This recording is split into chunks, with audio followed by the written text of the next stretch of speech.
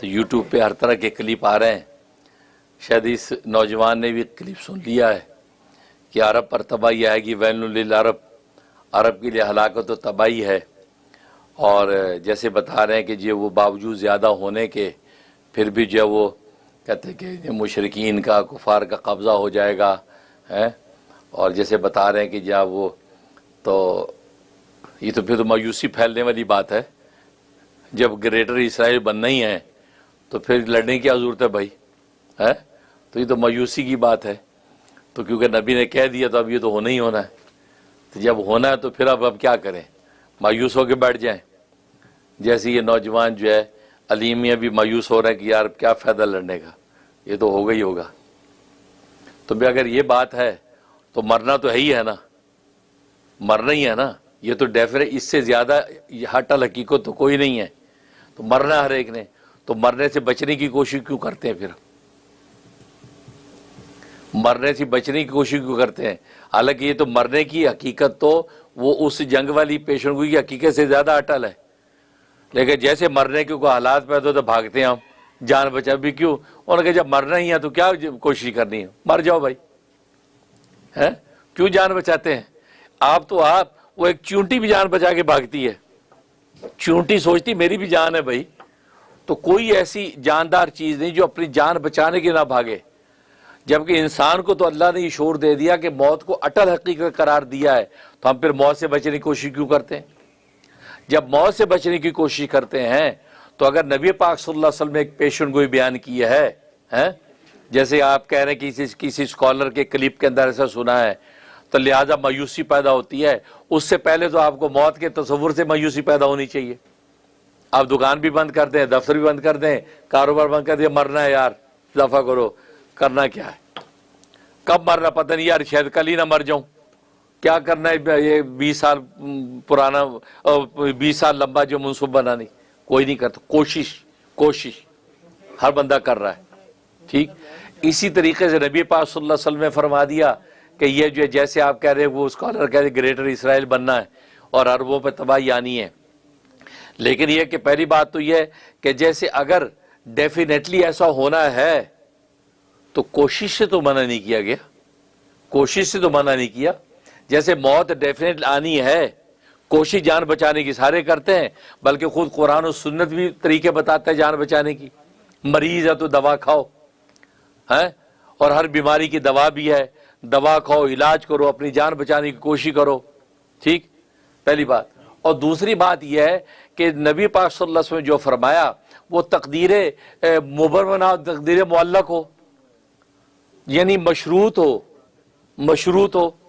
مشروط کا مطلب کیا ہے؟ بلکہ میرا خیال تو یہ کہ مشروط ہی ہے وہ دیکھو تقدیر دو طرح کی، ایک تقدیر مبرم اٹل جیسے موت ہے، یہ تقدیر مبرم یہ تو ہو کے رہنی ہے. ایک ہوتی تقدیر معلق جو آسمان زمین کے درمیان لٹکی رہتی ہے. مثلا جنگ ہے، جنگ کے بارے میں لکھا ہوتا ہے یہ دو لشکر جب لڑیں گے تو جو زیادہ بہادری سے لڑے گا اس کو فتح مل جائے گی، جو بہادری سے نہیں لڑے گا وہ شکست کھا جائے گا. مریض ہے، یہ اگر صحیح نسخہ اس سے استعمال کر لیا، دوا کھا لی تو صحت مند ہو جائے گا، نہیں کھائے تو بیمار رہے گا. اس کو کہتے ہیں تقدیر معلق. یہ لٹکی رہتی ہے، صحیح طبیب کے پاس صحیح دوائی کھا لی اللہ اس کو شفا دے دیتے ہیں، صحیح دوائی نہ کھائی تو بیماری اور بڑھ جاتی ہے. یہ تقدیر معلق ہوتی ہے. ہو سکتا ہے کہ نبی پاک صلی اللہ علیہ وسلم نے جو ارشاد فرمایا کہ یہ ہوگا، مشرکین کا قبضہ ہو جائے گا، عربوں پہ تباہی آ جائے گی، اور جناب وہ یعنی آج کی زبان میں گریٹر اسرائیل بنے گا، خیبر تک یہودی پہنچ جائیں گے، تو یہ تقدیر معلق ہو. بلکہ میرا خیال تو یہ تقدیر معلق ہی ہے. کیوں؟ اس لیے کہ نبی نے جس حدیث کا آپ نے حوالہ دیا ہے کہ نبی پاک صلی اللہ علیہ وسلم فرمایا کہ عربوں پر تباہی آئے گی، اور جناب کہتے ہیں کہ ایسے دشمنان اسلام جو ہے اس طرح تم پہ ٹوٹیں گے جیسے دسترخوان کے اوپر کھانے پڑے ہوں اور کھانے والے ٹوٹتے ہیں. تو سوال کرنے والا سوال کرتا ہے، ام المومنین سوال کرتی ہیں کیا مطلب اس عرب کم ہوں گے، یعنی لوگوں کی تعداد کم ہوگی؟ کہ نہیں، تعداد بہت زیادہ ہوگی، اب سے بہت زیادہ تعداد ہوگی. کہ جب تعداد زیادہ ہوگی تو پھر کیوں کوئی اتنی جرت کرے گا؟ تو آپ نے فرمایا کہ اصل میں ان میں وہن پیدا ہو جائے گا، وہن واو ہا چھوٹا ہا اور نون، وہن پیدا ہو جائے گا۔ تو سوال کیا کہ وہن کیا چیز ہے؟ آپ نے فرمایا حب الدنیا و کراہت الموت، دنیا کی محبت پیدا ہو جائے گی اور موت سے ڈر پیدا ہو جائے گا۔ یہ دو چیزیں پیدا ان کے اندر ہو جائیں گی جس کی وجہ سے یہ کمزور پڑ جائیں گے، تعداد زیادہ ہونے کے باوجود۔ نتیجہ یہ کہ دشمن پہ غالب آ جائے گا۔ ٹھیک، اب میں یہ کہتا ہوں، ہو سکتا ہے اہل علم کی کوئی اور رائے ہو اور اہل علم اپنے حساب سے تشریح کرتے ہوں، لیکن میری ناقص رائے یہ ہے کہ یہاں پر نبی پاک صلی اللہ علیہ وسلم نے یہ عربوں کی یا مسلمانوں کی شکست کو مشروط کیا وہن کے ساتھ۔ ان میں وہن پیدا ہو جائے گا تو یہ چیز پیدا ہو جائے گی۔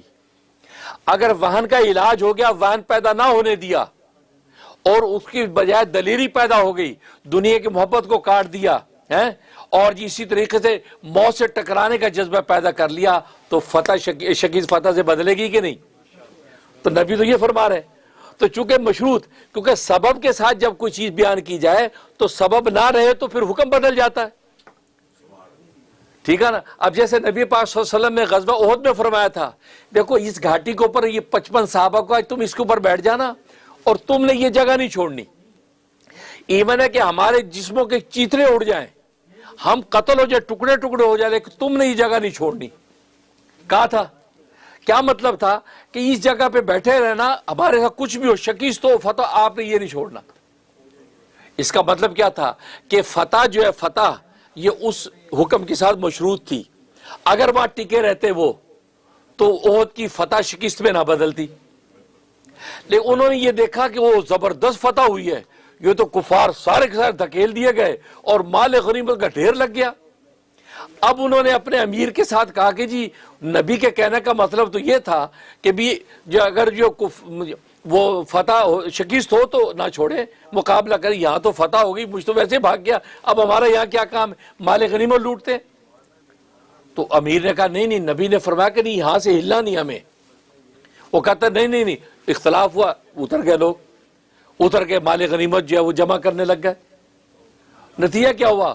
وہ خالد بن ولید اس وقت تک رضی اللہ تعالیٰ عنہ نہیں تھے، مسلمان نہیں ہوئے تھے، انہوں نے جب دیکھا کہ وہ جو مین درہ خالی ہو گیا ہے، انہوں نے وہاں سے پیچھے سے دوبارہ واپس آ گئے اور ادھر سے آئے۔ جیسے اب وہ جو صحابہ موجود تھے چند ایک، انہوں نے مقابلے کوشش کی، انہوں نے سب کو تہتے کر دیا کیونکہ انف تعداد نہیں تھی۔ لہذا مسلمان جو وہ مال غنیمت جمع کرنے میں لگے ہوئے تھے، وہ جب پیچھے خالد بن ولید کا لشکر آیا اور جو کفار ادھر بھاگ گئے تھے، انہوں نے جب پلٹ کے دیکھا کہ پیچھے سے خالد بن ولید لشکر لے کے آ گیا، وہ بھی واپس آ گئے۔ دو طرف سے حملہ ہو، بیچ میں مسلمان تھے، اتنا گمسان کی جنگ ہوئی کہ مسلمانوں کی فتح شکست سے بدل گئی۔ ایون خود رسول اللہ صلی اللہ علیہ وسلم کے اوپر جو ہے ایسا زوردار وار کیا گیا کہ آپ کی خود کی جو وہ ساری کڑیوں سے تلوار آپ کی یہاں تک پہنچ گئی، نیزہ مارا یہاں تک، اندر تک جو ہے وہ گھس گئی، اور جس صحابی نے وہ نکالنے کی کوشش کی اس کے 9 دانت ٹوٹ گئے اور خون کا فوارہ پھوٹ گیا آپ سے چہرہ انور سے، آپ کے 2 دانت والی شہید ہو گئے اور آپ گڈھے کے اندر جا کے گرے۔ تو گویا کہ دیکھو، تو نبی نے کہا تھا یہ نہیں چھوڑنا، تو آپ نے مشروط کر دیا تھا کہ یہ اگر تم مضبوط رکھو گے تو پھر فتح فتح رہے گی۔ تو دیکھو وہ جب چیز چھوٹی، شرط ہٹی، تو حکم بدلے گا کہ نہیں؟ بالکل اسی طریقے سے نبی نے جو ارشاد فرمایا کہ گریٹر اسرائیل جیسے لوگ کہہ دیتے بنے گا، بہت سے اسکالر کہتے ہیں بن جائے گا اور وہاں تک آ جائیں گے، خیبر تک فتح ہو جائے گی، یہ ہو جائے گا، وہ ہو جائے۔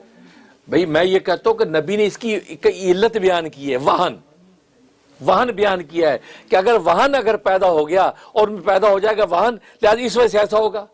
لیکن اگر آج امت اپنی اصلاح کر لے کہ وہن پیدا نہ ہونے دے اور کہے کہ نہیں بھائی یہ اس وجہ سے ہم میں یہ کمزوری آئے گی، نہیں، ہم حب دنیا کو ٹھوکر مارتے ہیں اور ہم جو ہے وہ موت کو گلے لگانے کو تیار ہیں، نکلتے ہیں، تو فتح شکست فتح میں بدلے گی کہ نہیں؟